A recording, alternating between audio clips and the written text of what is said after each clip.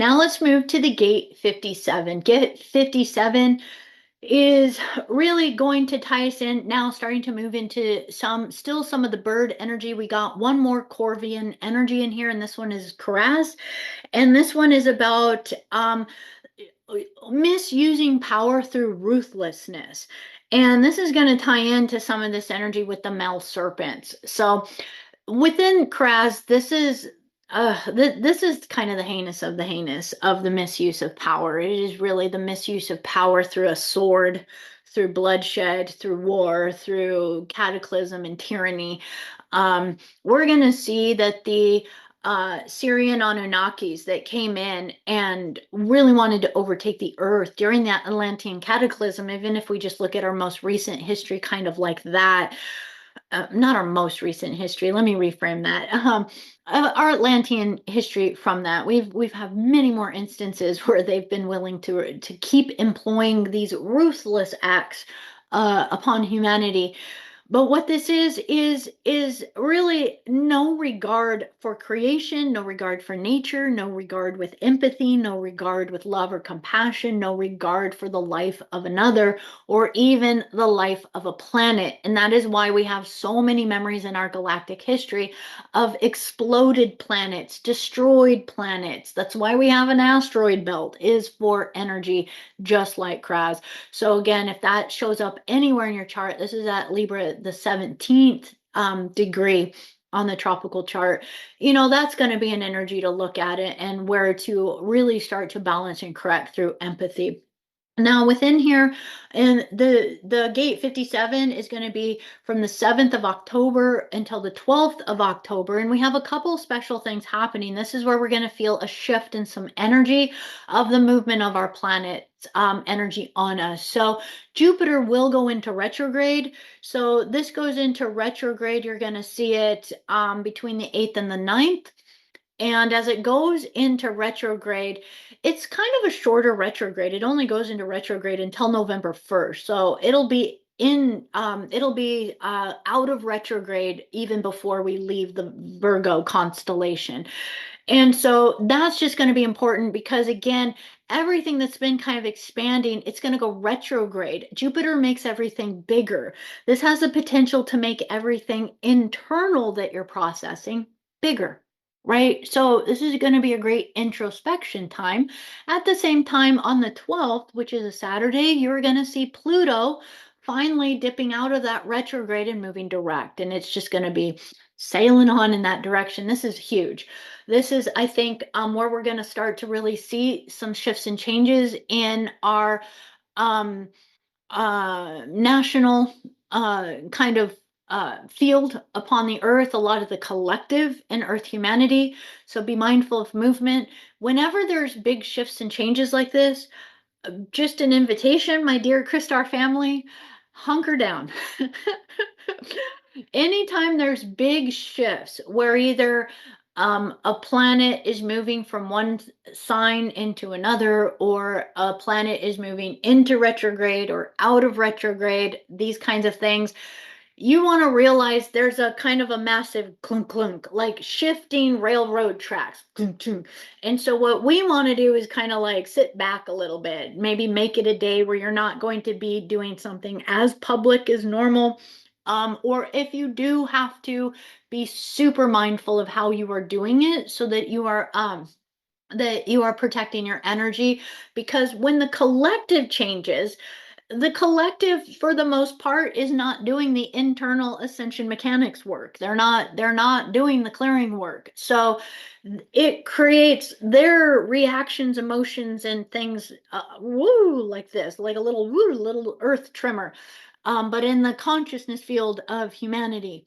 So within that, we can realize that sometimes it's helpful to pull out of the public field just for a brief moment while that is happening. Now we have starting a connection to the boats constellation. We know boats in ancient Egyptian, it was seen actually as a hippo. I always thought that was interesting. Um, but it is connected from the cosmic stellar destinies perspective as the cosmic serpents and the male lineage of the cosmic serpent. So this has everything to do with knowledge. So again, this is really a lot to do with knowledge. Knowledge is power. The misuse of power.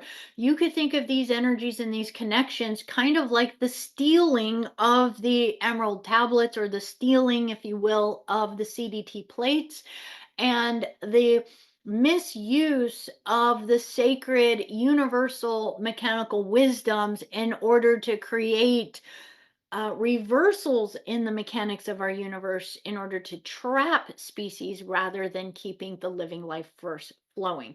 So the male serpents are very much associated to the energies of the fallen race lines, the fallen.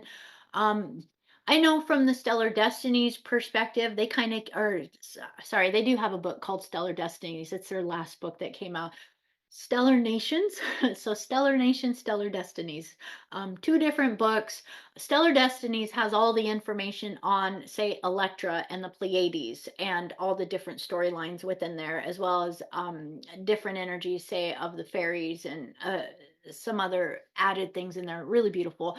The Stellar Nations is going to have primarily the 13 stellar nations within there and going through them. And in that, they kind of associate the male serpents a lot to the Anunnaki.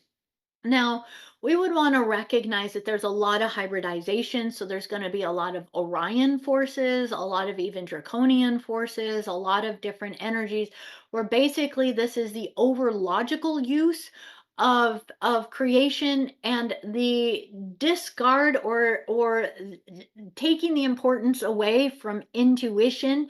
So this would be the overindulgence in sciences and logic and technology and knowing versus giving validity to intuition, knowing all the extrasensory perceptions within there.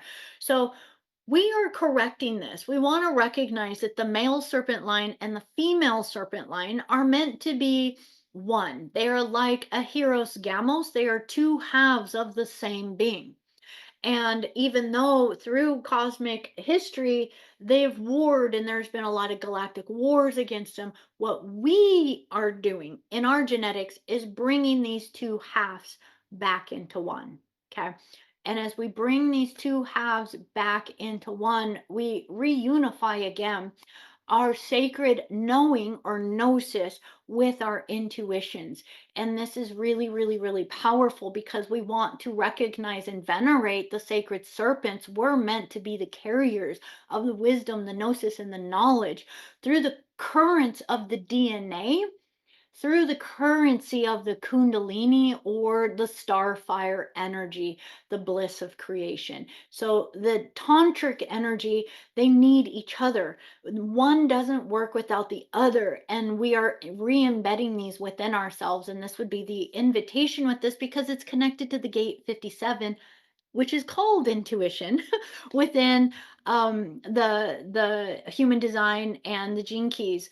And its opposition is the gate 51 of shock, which is all about initiation, right? So this is so amazing. Even this polarity, as we look at it, 57 could, even though it has some of the male energy on it as far as the star alignments, you could almost see it as the female energy because it's all about the intuition. 51 is that shock. It's like every time the rug gets pulled out from under you, so that you can always remember what is your path to realization. 57 is about knowing from the inside. Okay. This is so amazing. It is really your gut instinct. It is in the splenic center. And within it, there comes a fear of the unknown from within here, almost like a fear of wanting to know. I think that's why people want knowledge so bad, is because there's a fear of the unknown and we forget to trust and source. We forget to melt into the arms of mother. We forget to just be within the womb and be part of creation. Instead, this kind of Maya fear comes into our mind that says, I need to know what's going to happen next. And it keeps us out of being in the flow of our intuition. Now, within this, as you connect into this energy, there's going to be a vibration of it that calls you into being in the now. And this is a kind of knowing that comes from a base instinctual level, a base energy of sensing and feeling the most subtle changes.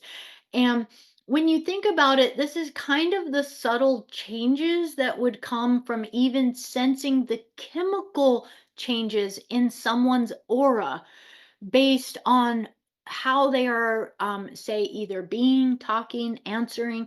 So knowing that if someone is really happy, their pheromones and their hormones that they're exuding are going to have a particular uh energy to them. There's a particular I know it's kind of weird to say this, but a smell or a scent to it, right? Now, within that, if someone starts to feel fear or is lying or not telling truth, so to speak, they might have the best poker face in the world, but the pheromones will change. And this literally is almost like being so at one with the elementals and the chemistry of creation that you know truth from the building blocks of creation, not from what you see in the illusion around you, not from what you see in the hologram, but from what you know through the base building blocks of creation. That is what is so amazing to this energy. So within this, the shadow of this is unease, but when you really start to tap into the gift and the clarity, it's intuition. And then again, the city is clarity, where there just starts to just be this knowingness, this utmost of I know who I